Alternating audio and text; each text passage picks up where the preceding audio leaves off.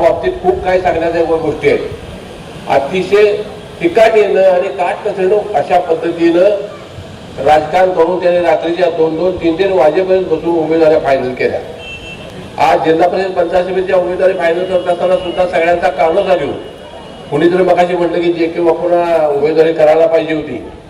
तुम्हाला सगळ्यांच्या माहितीकरता सांगतो, जे.के. बापूंनीही त्यांच्या घरचीच उमेदवारी पुन्हा काढलेली आहे।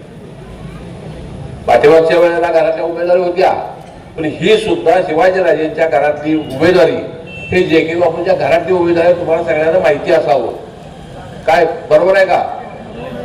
त्यामुळं जे.के. बापूच्या खांद्यावर वज आहे। आपण सगळ्यांनी मागणं दूर ओढायचे, फक्त एवढंच काम करायचं आहे।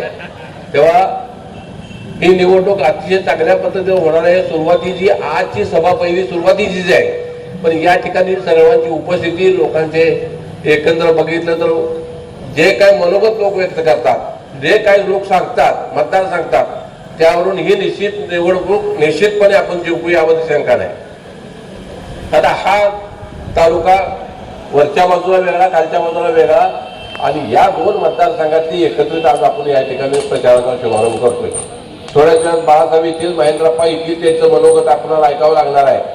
मी फारसं काही न बोलता आमच्या सावंतपूर गावामधील काही कार्यकर्ते आमची इच्छुक होते।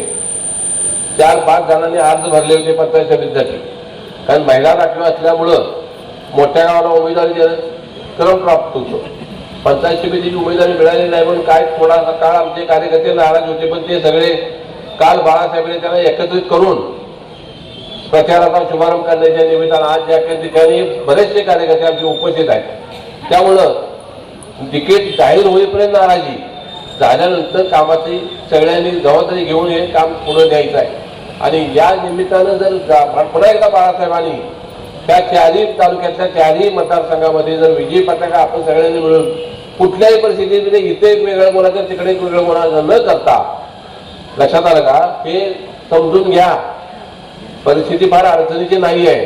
बाळासाहेबांचं नेतृत्व इतकं सक्षम आहे की तुम्हाला सगळ्या गोष्टीला हाकेला उभं देणारा असा आपला आमदार आहे, आणि त्याच्या नेतृत्वाखाली त्याचं नेतृत्व जर बळकट करायचं असेल तर येत्या निवडणुकीची मिळालेली आपल्याला संधी आहे, त्या संधीला आपण सोनं करूया।